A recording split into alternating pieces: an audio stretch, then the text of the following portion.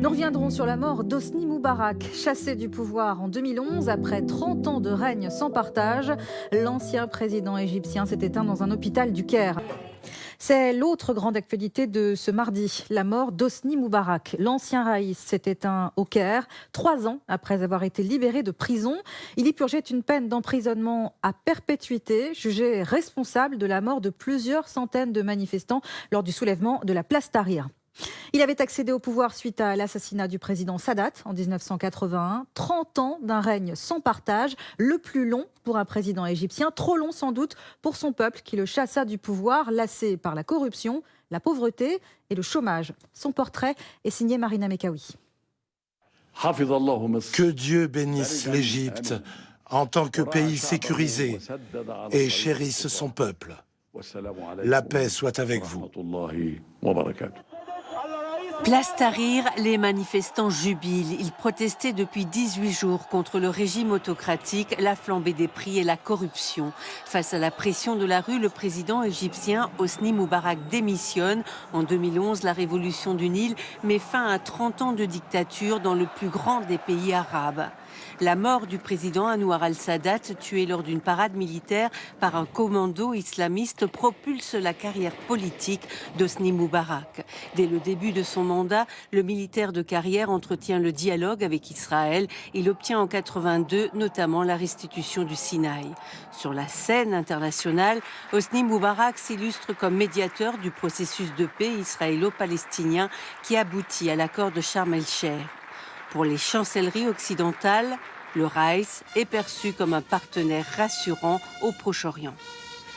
En Égypte, l'image est tout autre, celle d'un homme qui s'est maintenu au pouvoir en opprimant toute opposition, un président entouré d'une famille qui tirait profit de sa position pour s'accaparer les richesses du pays. La crainte des Égyptiens était de voir l'un de ses deux fils arriver à son tour au pouvoir. Père et fils ont fini devant les juges, des procès fleuves à l'issue desquels Hosni Moubarak avait notamment été accusé du meurtre de plus de 800 manifestants en 2011. Il est condamné à la réclusion à perpétuité.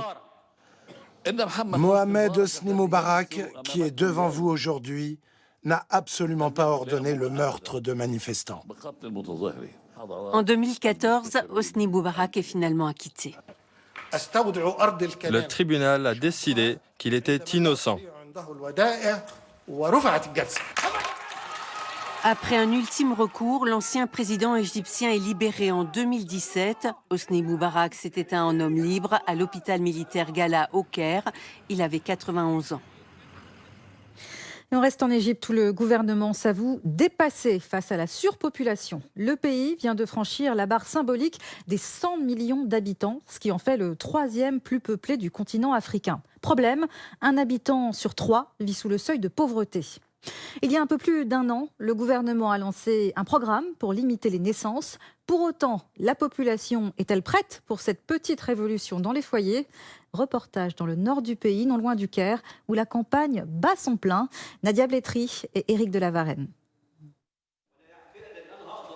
Même si vous avez suffisamment d'argent, ça ne sera jamais assez pour nourrir 4 enfants. En Égypte, les imams ont pour mot d'ordre de soutenir la limitation des naissances, prônée par le gouvernement. 2, ça suffit, c'est le nom de cette campagne pilote menée dans une dizaine de gouvernorats du pays pour inciter les familles à ne pas avoir plus de 2 enfants.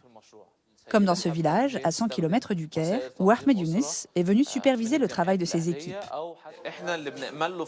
Notre plan national pour la population, c'est de parvenir en 2030 à 2,4 enfants par femme.